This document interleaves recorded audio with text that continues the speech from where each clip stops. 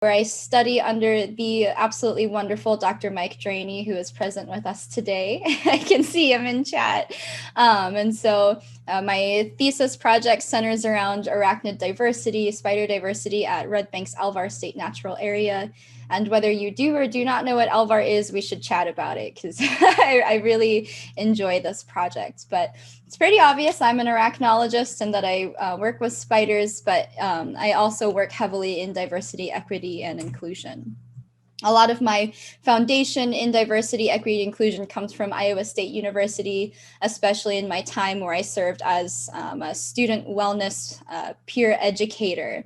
So a big portion of my job as a peer wellness educator was to give programs to fellow students that centered around the 8 dimensions of wellness, which not only includes things such as physical and emotional wellness, but as well as financial, intellectual, social, etc., our holistic dimensions of wellness.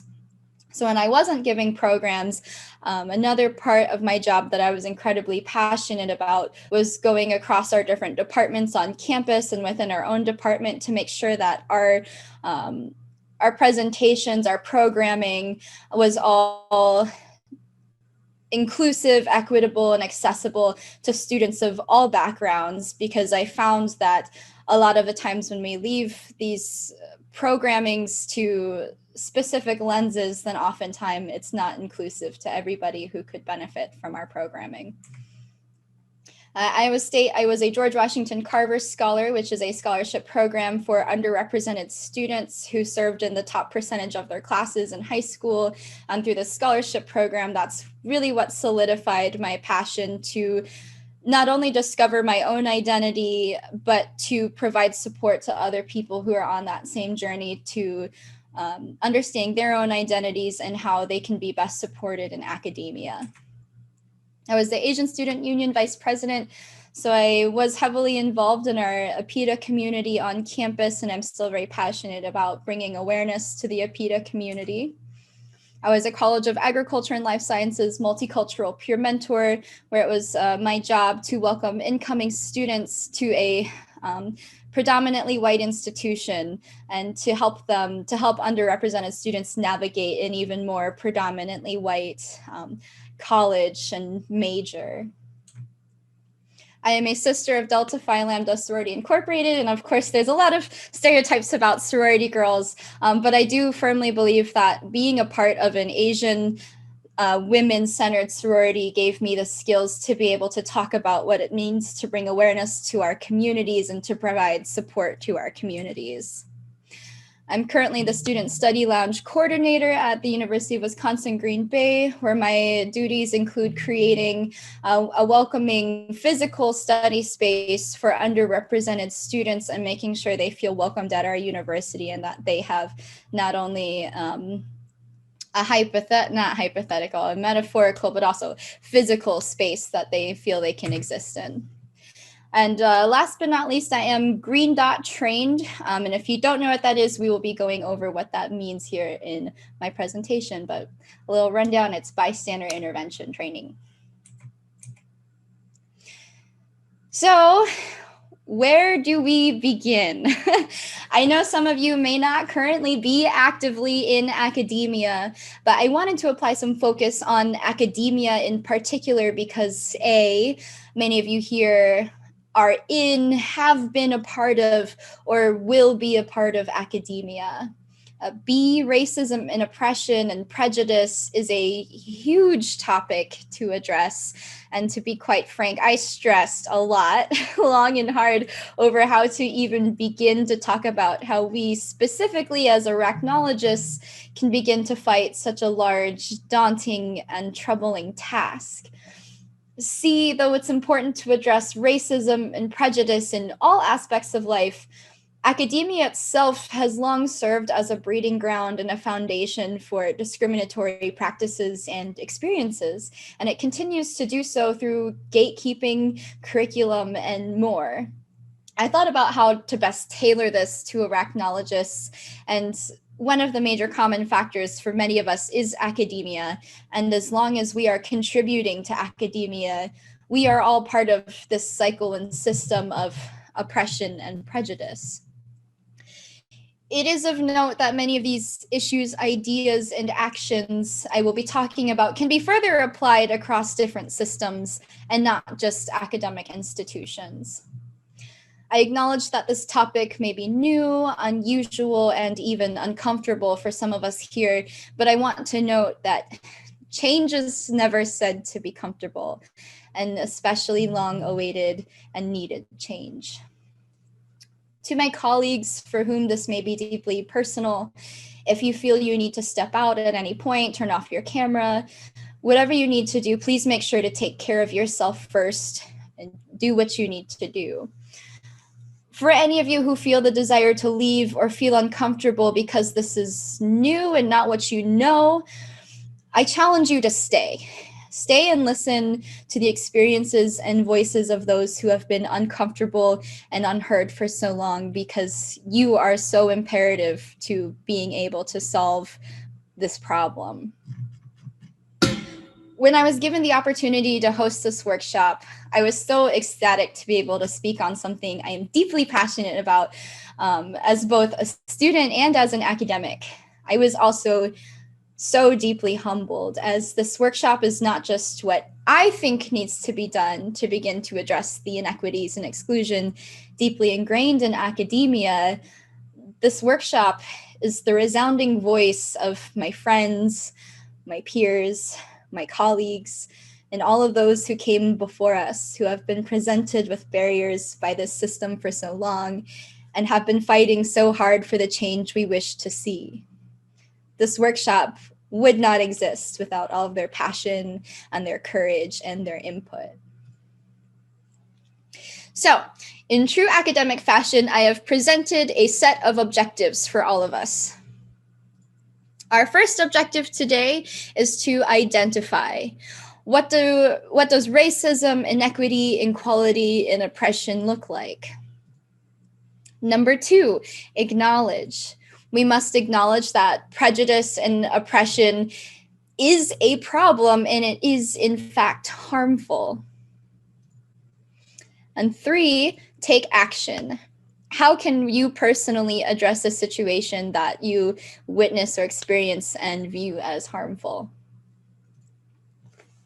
So we're going to start with objective number 1, which is identify. What does racism, inequity, inequality, and oppression look like? Ironically, even before I got into arachnology, I call my ability to sense when there are prejudiced undertones or even overtones to something my spidey sense. So today, we are all going to hone our spidey senses in one way or another. So when we identify, what I do is I follow the levels of racism, a theoretical framework developed by Jones in 2000. And so there are 3 levels to present about prejudice and oppression. The first level is institutional. This is systemic, that causes disparities in access, services, and opportunities. An example of this would be students of color have lower graduation rates than white students. The second level is personally mediated, which includes individual acts of discrimination and prejudice. It can be either intentional or unintentional.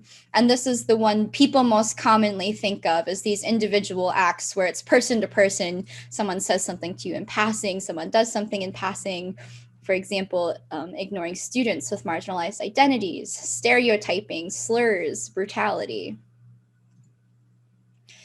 The last level is internalized, when we ourselves internalize negative messages about our identities. This includes things such as telling self-deprecating jokes or believing in stereotypes about your identities.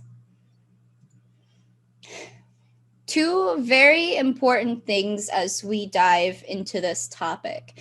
And the first one I want to talk about is to address our personal biases and blind spots when we talk about these things. I think it's really easy for us to pick out what we think is wrong, but it's easy for us to not know what we might have going on within ourselves. So it's important for us to recognize our own personal biases. Do you assume that Asian girl is getting good grades? Why are you assuming she's getting good grades? Do you clutch your purse a little bit tighter when you're around a Black person? Do you assume someone's identities based on their appearance, such as their clothing or their hairstyle? We all have our own personal biases, and those are some of the hardest to identify.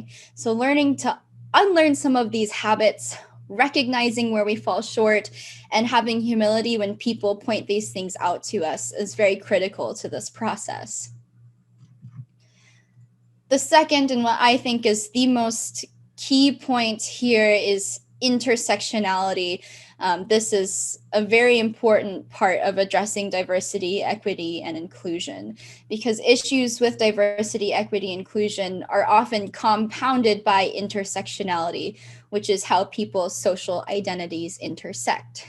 This means single identities, such as race, is often not the only factor in how someone is perceived and or treated. There are other major social identities such as gender, religion, sexuality, social status, ability, disability, culture, nationality, etc., that come into effect. So, for example, I am both Asian and a woman. These are two different identities, but they're eternally interlinked. I can never separate these identities from each other. And this workshop should not be viewed as focusing on any single issue or identity. This workshop is about diversity, equity, and inclusion for all marginalized and underrepresented identities. So our second step here is to, oops. Did I miss something? I think I did. My slides got out of order. But our second step here is to acknowledge. Since all of you here are to listen, I will try not to beat a dead horse, but we must acknowledge that racism and oppression is in fact an issue and that it does exist in our lives. Some of us experience racism, oppression, and prejudice directly. We experience it firsthand, so we know exactly how it feels and what it looks like. Others of us here have seen it and heard others express the difficulties and pain that it brings. We also must acknowledge that racism, prejudice, oppression, it's not just a problem in harming people emotionally. Racism not only affects physical and emotional states, but it also can affect entire careers and people's ability to learn and flourish in academia. There are professors who refuse to answer questions from students of color, and those students struggle with completing their course because they're denied that support. There are advisors and supervisors who have put the safety of their graduate students and postdocs in jeopardy through not recognizing some of the dangers of fieldwork for marginalized people. There are entire labs where microaggressions are constantly brushed under the rug and marginalized people are made to feel like they do not belong at their place of work or institution, and then they must choose to either endure it or to leave. This list goes on, but the point is, racism, oppression, prejudice, it's not only harmful because it can be emotionally and physically damaging and stressful, but the impacts of prejudice and oppression are broad and deeply harmful. And for us to want to act on an issue, we must acknowledge it as an issue. So that leads us to our third step, our third objective, which is to take action. How can we address instances of racism, inequality, and oppression when we witness them? As many of you, or as mentioned before, many of us participate in a historically discriminatory and oppressive system whether we intend to or not, and that system is academia. I really wanted to get as many voices as possible represented in this space by asking what others think we can do to combat discrimination, oppression, and prejudice on both individual and systemic levels. So how can we better ourselves and our institutions? I did what every academic loves to do, and I sent countless emails with a survey that requires pulling teeth to get responses. I know this is a favorite pastime of many of us. So this is me making the survey, Colorized 2021. So in this survey, what did people find the least effective? One of the things people mention the most is one-off events and training. A lot of people mention that these events don't really create a lot of change because they're often performative or they don't give people the long-term tools that they need to challenge some of these systemic institutionalized practices. A lot of people mentioned emails expressing condemnation. Oftentimes when a harmful event occurs on a campus, a university president or some higher power will send an email saying, we condemn this act, we think it's bad, racism, prejudice, oppression is bad, and here's a list of resources if you are also feeling bad about this. But typically action is never taken, and this tends to be a very performative action. People also mentioned vague, unclear, or non-existent consequences as being ineffective. And they mentioned this because they felt that when there are vague, unclear, or non-existent consequences, it allows the cycle of harm to be perpetuated and to continue because the offender has never been properly punished or told that these things are an issue. And last, a lot of people mentioned optional training, and this was even brought up in the panel, because when we offer optional training to people like faculty and staff, the people who are really passionate and supportive about DEI, of course they want to go. This is what they want to do. This is what they care about. But for the people who are probably outwardly racist or prejudiced, those people will likely opt out of these trainings and will likely choose not to go. And those are some of the most important people that we would like to attend a lot of these trainings. But what did people find the most effective? What made people feel like something was done? Long-term training and initiatives. A lot of mention of mandatory training as well as semester-long courses. We often think about required courses such as like learning how to Google resources or the requirement of you have to take this seminar. People mentioned assigning courses that have to do with diversity, equity, and inclusion and making that curriculum very specific to how to battle some of these challenges within our institutions. People really liked clear punitive actions, which include things such as suspensions and expulsion. There were an oddly large handful of people who brought up things about tenure, but I will leave that hot and spicy topic for not here and not this presentation. A lot of people mentioned diverse and inclusive events, such as cultural potlucks, and especially making it known that these are open to anybody. As a person, a part of the APITA, the Asian community, I would often invite my friends who are not Asian to come to our events. I'd say, hey, come to our Korean barbecue, or come to our event that's celebrating our cultural holidays. And my friends would be like, oh no, I'm white, I'm not Asian, I can't go to that. But everyone is welcome to come to these events because often people in their communities want to share these experiences and share their culture, and to make it known that we're here, we exist, and we want you to understand what our culture is like.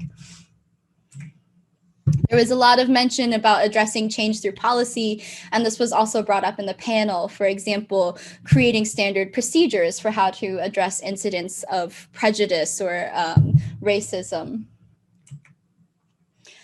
There was very specific mention of removal, actual removal of those who have been actively and willingly harmful.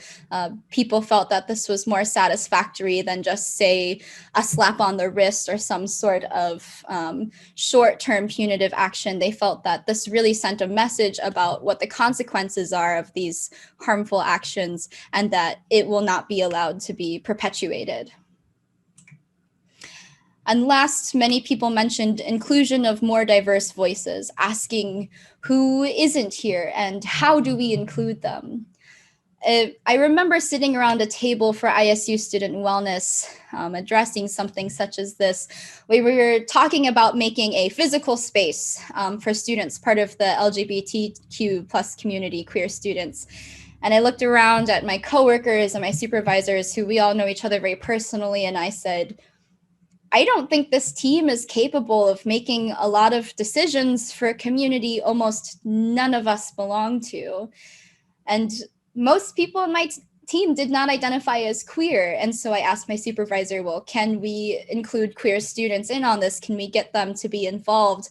And my supervisor said, well, yes, we can ask for their input, but they can't be paid like you guys are because it's, you know, a matter of our job. And I thought, well, that seems kind of unfair. I cannot give you statistics on the efficacy of many of these actions. And besides, most papers and websites on combating racism in institutions is ironically paywall blocked. The number of papers I couldn't access to talk about this subject was actually quite high and very surprising, and I found it incredibly ironic. But this is what people said made them feel satisfied and feel that something had in fact been done to better institutions and society in general. So the major lesson here is that people really wanted to see long-lasting action and reoccurring positive events rather than one-time actions or performative actions that saw no real change. So one form of long-lasting change is by learning bystander intervention. Through bystander intervention, we can prepare ourselves for future action and reflect on how we can make change in different scenarios in different contexts. So what is bystander intervention? You may have heard of bystander intervention for things such as sexual harassment, sexual assault, but likely not for addressing things such as racism, oppression, prejudice against marginalized groups. At Iowa State University, I received what is called Green Dot training. It is a certified program where you learn bystander intervention. The idea of Green Dot is that every act of sexual assault and harassment is a red dot on a map.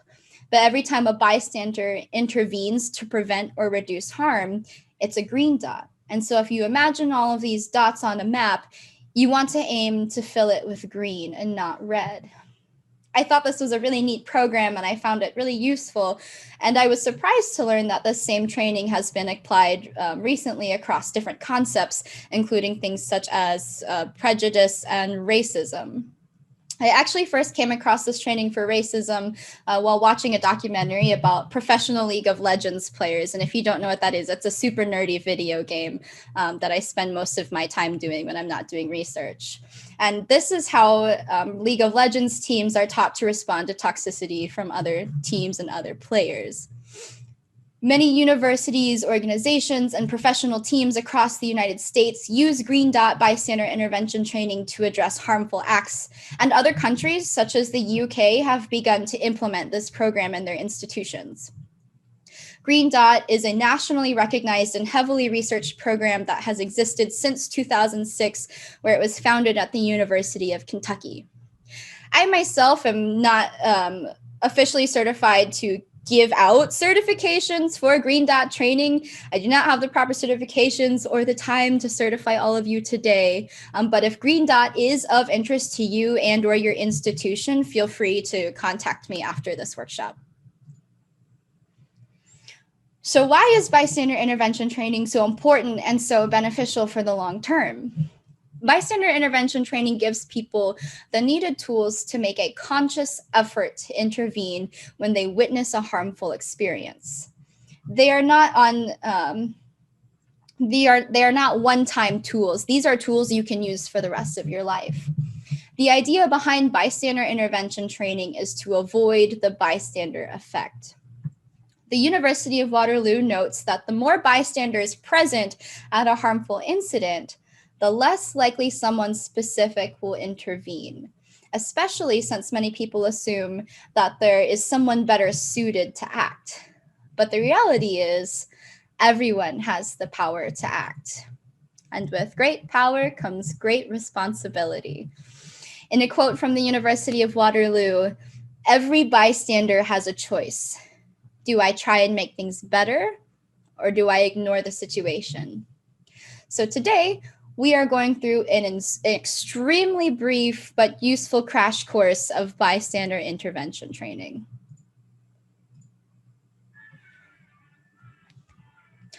So hello and welcome to Crash Course. My name is Hank Green, and today we'll be going over the bystander intervention training.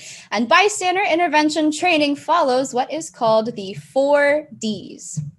And these 4 Ds are direct, distract, delegate, and document. But everyone has a different comfort level in how they respond to different harmful acts. That comfort level can change based on the scenario as well. So the good news is you don't have to directly intervene every time you encounter some sort of harmful situation. There are other avenues of action you can take as a bystander to prevent or reduce harm.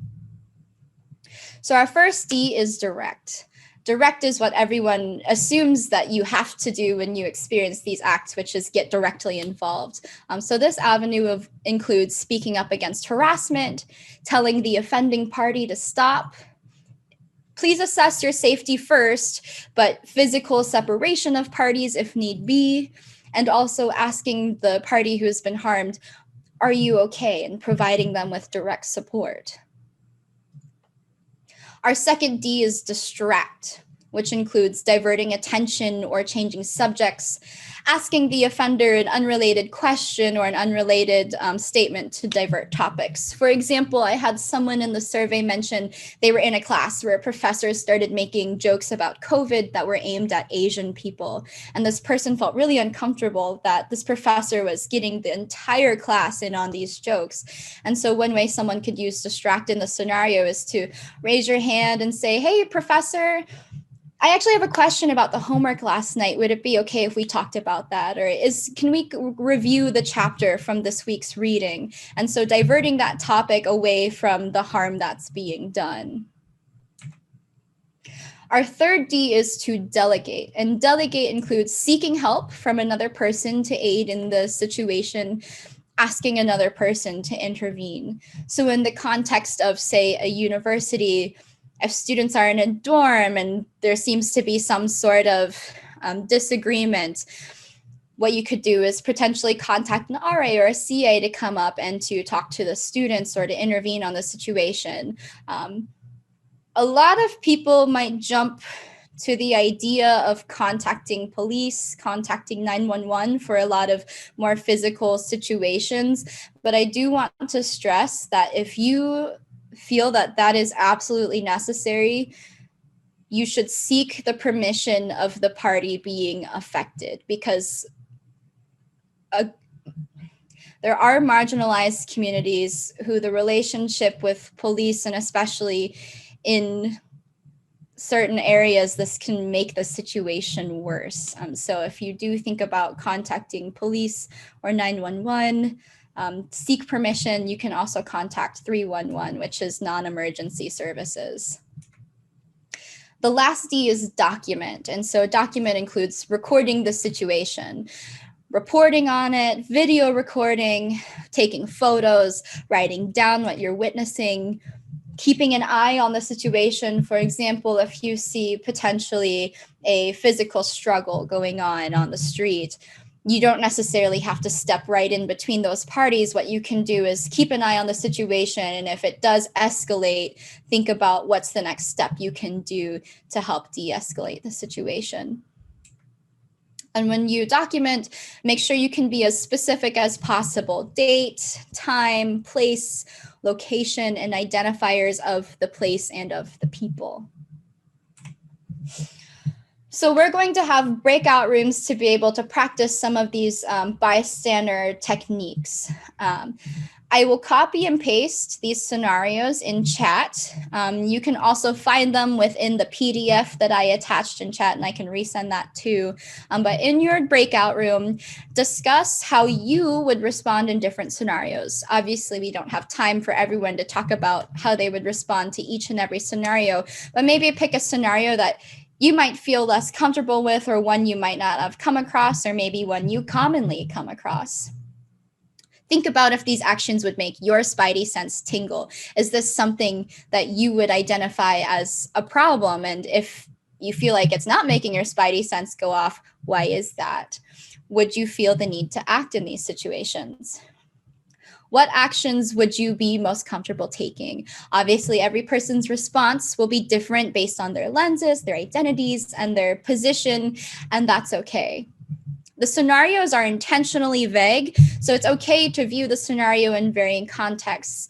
Maybe person E or maybe person A in the context has XYZ identity, but you can switch those identities to think about how you would respond differently.